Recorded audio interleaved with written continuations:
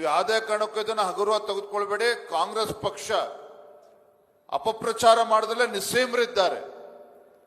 ಯಾವ ರೀತಿ ನಮ್ಮ ರಾಜ್ಯ ಸರ್ಕಾರ ಮಾನ್ಯ ಯಡಿಯೂರಪ್ಪನವರು ಬಸವರಾಜ ಬೊಮ್ಮಾಯಿ ಅವರ ನೇತೃತ್ವದಲ್ಲಿ ಜನಪರ ಯೋಜನೆಗಳನ್ನ ನೀಡಿದರೂ ಸಹ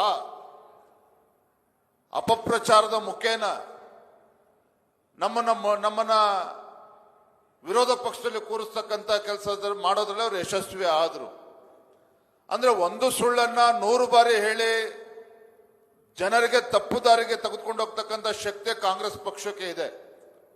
ಅವರು ಹಳೆ ಚಾಳಿಯೂ ಕೂಡ ಹೌದು. ಹಾಗಾಗಿ ವಿಬಿಜಿ ರಾಮ್ಜಿ ವಿಚಾರದಲ್ಲಿ ನಮ್ಮ ಪ್ರಧಾನಮಂತ್ರಿ ನರೇಂದ್ರ ಮೋದಿಜಿಯವರು ಇಷ್ಟೊಂದು ಸಂಕಲ್ಪದೊಂದಿಗೆ ಇಷ್ಟೊಂದು ಐತಿಹಾಸಿಕ ಬದಲಾವಣೆನ ತಂದಾಗ ನಾವು ಅದನ್ನ ಗ್ರಾಮ ಗ್ರಾಮಕ್ಕೆ ತೆರಳಿ ವಿಶೇಷವಾಗಿ ನಮ್ಮೆಲ್ಲ ಸಂಸದರು, ಶಾಸಕರು, ವಿಧಾನ ಪರಿಷತ್ ಸದಸ್ಯರು, ಜನಪ್ರತಿನಿಧಿಗಳು ನಾವು ಅದನ್ನ ಮುಖಂಡತ್ವವನ್ನು ವಹಿಸಬೇಕಾಗ್ತದೆ. ನಮ್ಮ ಜನಪ್ರತಿನಿಧಿಗಳು ಅದಕ್ಕೆ ನಾಯಕತ್ವವನ್ನು ತೆಗೆದುಕೊಳ್ಳದೆ ಹೋದ್ರೆ ರಾಜ್ಯದ ಪದಾಧಿಕಾರಿಗಳು, ಜಿಲ್ಲೆಯ ಅಧ್ಯಕ್ಷರುಗಳು, ನಮ್ಮ ಪದಾಧಿಕಾರಿಗಳು, ಪಕ್ಷದ ಪ್ರಮುಖರು ಅದನ್ನ ಜವಾಬ್ದಾರಿ ತೆಗೆದುಕೊಳ್ಳದೆ ಹೋದ್ರೆ ನಮ್ಮ ಕಾರ್ಯಕರ್ತರಿಗೆ ಉತ್ಸಾಹ ಬರೋದಕ್ಕೆ ಸಾಧ್ಯ ಆಗೋದಿಲ್ಲ.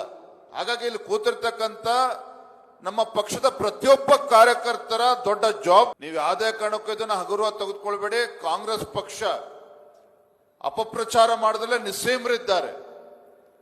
ಯಾವ ರೀತಿ ನಮ್ಮ ರಾಜ್ಯ ಸರ್ಕಾರ ಮಾನ್ಯ ಯಡಿಯೂರಪ್ಪನವರು ಬಸವರಾಜ ಬೊಮ್ಮಾಯಿ ಅವರ ನೇತೃತ್ವದಲ್ಲಿ ಜನಪರ ಯೋಜನೆಗಳನ್ನ ನೀಡಿದರೂ ಸಹ ಅಪಪ್ರಚಾರದ ಮುಖೇನ ನಮ್ಮನ್ನ ವಿರೋಧ ಪಕ್ಷದಲ್ಲಿ ಕೂರಿಸ್ತಕ್ಕಂಥ ಕೆಲಸ ಮಾಡೋದ್ರಲ್ಲಿ ಅವರು ಯಶಸ್ವಿ ಆದರು. ಅಂದ್ರೆ ಒಂದು ಸುಳ್ಳನ್ನ 100 ಬಾರಿ ಹೇಳಿ ಜನರಿಗೆ ತಪ್ಪು ದಾರಿಗೆ ತೆಗೆದುಕೊಂಡು ಹೋಗ್ತಕ್ಕಂಥ ಶಕ್ತಿ ಕಾಂಗ್ರೆಸ್ ಪಕ್ಷಕ್ಕೆ ಇದೆ. ಅವರು ಹಳೆ ಚಾಳಿಯೂ ಕೂಡ ಹೌದು. ಹಾಗಾಗಿ ವಿಬಿಜಿ ರಾಮ್ಜಿ ವಿಚಾರದಲ್ಲಿ ನಮ್ಮ ಪ್ರಧಾನಮಂತ್ರಿ ನರೇಂದ್ರ ಮೋದಿಜಿಯವರು ಇಷ್ಟೊಂದು ಸಂಕಲ್ಪದೊಂದಿಗೆ ಇಷ್ಟೊಂದು ಐತಿಹಾಸಿಕ ಬದಲಾವಣೆನ ತಂದಾಗ ನಾವು ಅದನ್ನ ಗ್ರಾಮ ಗ್ರಾಮಕ್ಕೆ ತೆರಳಿ ವಿಶೇಷವಾಗಿ ನಮ್ಮೆಲ್ಲ ಸಂಸದರು, ಶಾಸಕರು, ವಿಧಾನ ಪರಿಷತ್ ಸದಸ್ಯರು, ಜನಪ್ರತಿನಿಧಿಗಳು ನಾವು ಅದನ್ನ ಮುಖಂಡತ್ವವನ್ನು ವಹಿಸಬೇಕಾಗ್ತದೆ. ನಮ್ಮ ಜನಪ್ರತಿನಿಧಿಗಳು ಅದಕ್ಕೆ ನಾಯಕತ್ವವನ್ನು ತೆಗೆದುಕೊಳ್ಳದೆ ಹೋದ್ರೆ ರಾಜ್ಯದ ಪದಾಧಿಕಾರಿಗಳು, ಜಿಲ್ಲೆಯ ಅಧ್ಯಕ್ಷರುಗಳು, ನಮ್ಮ ಪದಾಧಿಕಾರಿಗಳು, ಪಕ್ಷದ ಪ್ರಮುಖರು ಅದನ್ನ ಜವಾಬ್ದಾರಿ ತೆಗೆದುಕೊಳ್ಳದೆ ಹೋದ್ರೆ ನಮ್ಮ ಕಾರ್ಯಕರ್ತರಿಗೆ ಉತ್ಸಾಹ ಬರೋದಕ್ಕೆ ಸಾಧ್ಯ ಆಗೋದಿಲ್ಲ. ಹಾಗಾಗಿ ಇಲ್ಲಿ ಕೂತಿರ್ತಕ್ಕಂಥ ನಮ್ಮ ಪಕ್ಷದ ಪ್ರತಿಯೊಬ್ಬ ಕಾರ್ಯಕರ್ತರ ದೊಡ್ಡ ಜಾಬ್.